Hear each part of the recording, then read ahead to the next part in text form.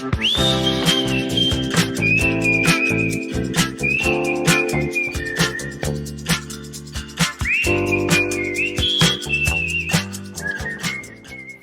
we can thank our speakers certainly and open the floor to questions or comments. Yes, sir. My comment is being Quebecois, I was quite curious and honestly a bit skeptical to hear the perspective of an American citizen on this sensitive subject.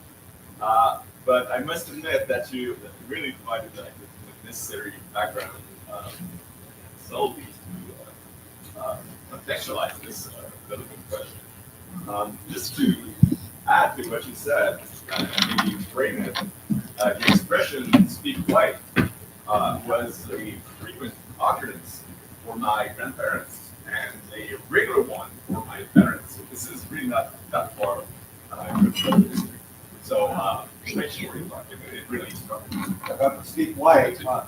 Take the microphone. Thanks for your comment. It's a complete. I learned that. I've been living on the South Shore of Montreal now for over 30 years. And I heard That this. explains a lot. And I heard this story from my grandmother. Yeah. And it blew my mind at the time when I first heard it. And the research that I've been doing over the years now, I'm working on a book project about the effect of mass media on what was going on right between the Black Revolution and the October crisis. I came across that more and more, and it actually made its way across the border. The story about Speak White in an article that I think it was Edmund O. Wilson wrote for the New Yorker in 1960. So thanks for coming. Question? Yes. Wait. That fascinates me too about this, the language erasure that's going on, especially with lecturing. It's maybe something happened, right? That we were not racist people, but we are, and if we like remove the language that marks racism, we can say like, yes, this language is something that we don't want to hear. But if we just take it away, like not uttering it all, then that makes this history that is real and that needs to be remembered because of that. And then we can look at it. About how it makes us feel, about why we have major changes, or we shouldn't use it, right? Like, and I appreciate hearing a different version of this. But if I'm interested too, and does anybody else have this problem with their teaching, right? Like this is real history, and yet with using the words that were used at those times to illustrate real history. With experiences that we find terrible, but at the same time, and it's not even like very right? There's some places where maybe we're just trying to see, or that we haven't actually analyzed how the That's an excellent point, and just as a footnote, I won't speak long on the subject, but there is an article that was written in Discourse, in the journal Discourse, by a researcher, Korzybski is his name, and he actually talks about this phenomenon of disremembering. And he uses the Pierre Barrière as the case study, as the analysis and the controversy around the word in English and French to talk about this phenomenon of purposely disremembering language. I can give it to you. Any more questions or comments? Dash, what you were saying, I was just wondering how Lodi and his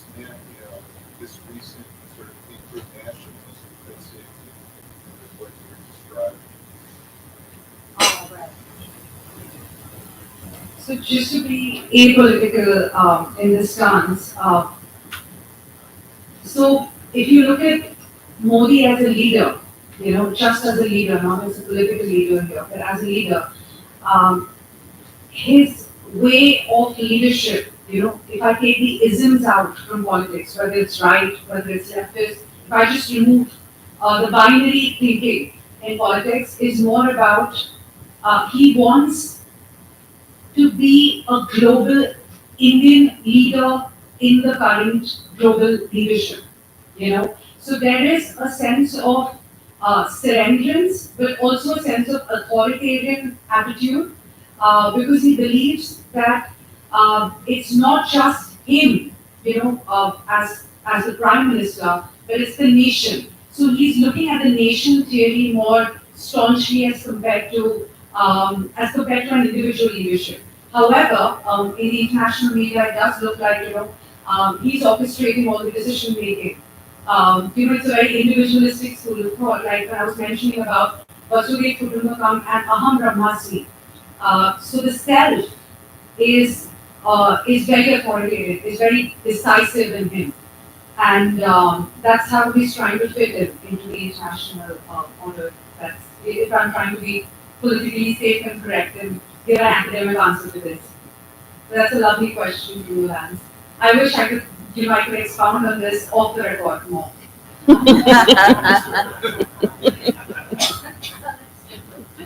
Thank you, Dash. Any more comments or questions? I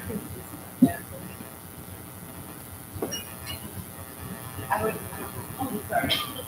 So I have to Here, maybe, so we can hear your question, maybe you can give me the mic. Okay, so I would do other in meditation. This is mine, and understand or if I understand a little bit about where she's going to that. And I guess I was thinking, where would you use this in today? Because it's persistence, and where would you find it? Where would you be looking to utilize it today? I know you are personally, but where would you suggest? All of these case statements are about very large issues. Okay. Thank you, Amy. I'm suggesting that in a way that many people practice yoga now, it's a common thing now in the States at least. But it took a long time for us to have that integrated into our culture at large. Oh, I'm going to yoga. Zumba could be a similar kind of thing. In that it's just like gatherings in living rooms or public spaces, a way of creating community and connection that is even more needed and yearned for now, especially since COVID, since we're sort of coming out of it and been so disconnected for so long. But also because we're such an overly reliant on tech society and forget what it feels like to have intimate connection with people as an ongoing regular practice, and because that feels different. So it's social practice. It's a social practice. It's activism. It's a social practice that happens to use music and singing. It's not just for singers, so it's not any meaningful sort.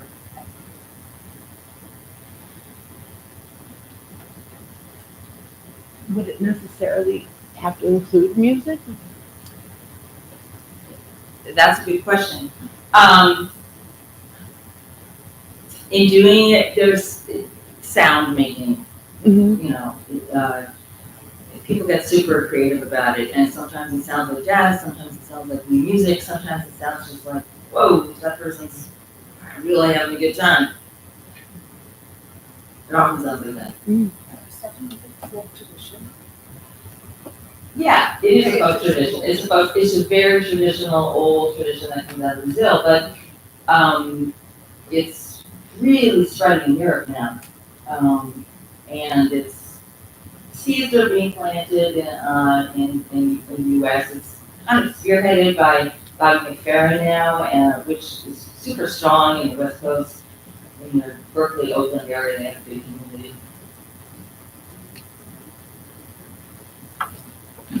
Thank you. Any, So my question is how does Bisungo tie in or parallel like worship service? In the South, they have these really lively, worship services where everybody's singing and, hollering and dancing and all that kind of stuff. Like, how might that parallel that picture? That's an excellent question. And you're absolutely right. The birds of a feather. That's our Southern tradition. There's no one set dictionary term. This is a long-standing folk tradition, and there's a whole ethnographic history of song dance that traveled from Africa that planted itself in the South and transformed in its own ways. And but yes, that's definitely a strong practice and a part of it. There's no question. But people tend to think that, but that's only church. Yeah, it's not only church. It's taking it outside of church. I mean, it's having fun together. It doesn't have to be church.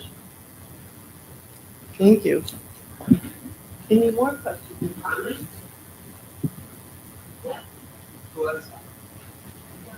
So symbols are just condensing emotions like configurations, or we can see that in this attack to Trump, he made a kind of gesture with the American flag, and then they related to a hero moment of war. So how can symbols just elicit shared feelings for a person just by doing a simple heart or a red cross or words? So I know we have doing research about symbols and political or shared meanings for populations, and how generations are also related to certain symbols. If we show this symbol to our grandparents, they won't understand anything. Now it's a kind of Taylor Swift symbol for all the world. So it's very good how you're doing that research. Any comments on that? Thank you. I was wondering, I don't understand the question, but then you said it, said, thank you for your comments, and I was like, okay. I was going to ask you in Spanish. Well, the thing is that I think in generation, talking about generations with people and stuff, I think we the elders, if my English is not okay, please tell me. Well, great. The thing is that we the elders, I think we have the compromise to put ourselves into the young generation in order not just to learn their symbols, their language, their signs, but in order to explain our symbols, our language, and our signs, because I don't know what's her name. Ellen. Hello, Ellen. What you said before is right. I think we are living in a cultural context that we are not supposed to say things that sometimes you have to say those things, and we are not trying to be offensive or to make distinctions, or not at all. The thing is that I think we have to construct bridges. I don't know if it's okay the analogy, in order to communicate with young people because they have all the information, the technology, etc. But the elders, we have the knowledge. We can provide them what's for all that information, what is about life, because of our experience of in life. It's not because we know something very valuable. It's just because I'm 30 years older than you. Then I think it's an important thing to know the context, the cultural context in which we are living, and I think it's very important not to feel separate from younger people, but to be able to be at their side in order to live all together in this wonderful world. Thank you, Rita. I think too, we so often want land, deserve respect as elders from the younger people, but one way of showing a sincere interest in what's going on in their world is a way of showing respect to them and to respect across generations. I think it's a great, very much. What Ellen, your comment, and as an educator and also someone who works in the industry right now, is one of the challenges, as you very rightfully pointed out, is that you're constantly under the radar, even by the younger generation, simply because the current generation is an information overloader because they are informed from Google, social media, means of every single, they know it all. And what happens is, I think the dilemma that we face as even communicators when we're educationists or just as speakers is that you don't know how to unlearn, how to make them unlearn something because they're so sedated by the information is that sometimes they have their own staunch opinions, which is not bad. But how do you stop that binary source of thinking? It's not always the right or the wrong. There is a gray matter, right? That moderation. So I think that polarization of conflict becomes a challenge. So that is one of the challenges that I've faced. But I feel like uh, you can't really undo what social media and the information overload is doing. All you can do is constantly make them remember that you're great, but there is another aspect that you've not really explored, and be their friends while communicating. I think that's what we can do, as teachers for our students. That's mentorship. That's mentorship. Yeah. And also, you also made a comment that I wrote down inactivity comes reflection, and that others can encourage that or make that easily available to those in our care, because being alone with yourself is valuable and difficult sometimes for the younger people. So I thought that was very inspiring. And it is very true. I think that sometimes we think we are doing a lot because we are doing a lot. And we are not here for that. The concept of contemplation and inactivity comes from Byung-Chul Han in this book that is named Praise to the Inactivity. And he's saying we are overloaded with information, with whatever you want, and we need to stop and think, what am I doing here, and I am not happy, or what I am doing at certain age, and I am not feeling like my life is okay. Then I think young people, they have to know that the elders or people of certain age, we have illusion, we have dreams to achieve, and maybe I don't know how to use AI. I know, but I have a life and I have dreams, and maybe we don't share it, but you have your dreams, I have mine, and we are, we can, we have our place, every one of us have our place here in this planet. There is a term that is called FOMO.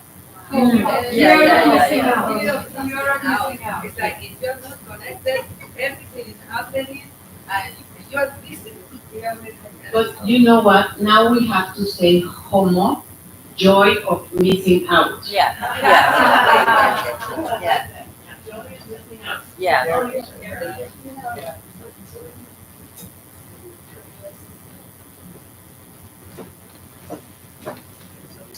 Elsa, I think you set the tone as the first person when you mentioned competition and alienation.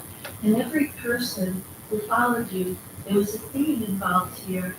The either or of French versus English, black and white. The idea that Indian culture has this historical religious root and people now who are alienated by being online need to contemplate. And then the idea of Brazil has a word that we don't have because we are the Americans, as I know them, it's the cult of the individual. And so I think Korzybski comes in here in terms of the context of everyone here relates, and I really want to read each of your papers again slowly and comment on it, because I was absolutely enchanted by the connections that I can't make now. But I applaud you all. Thank you.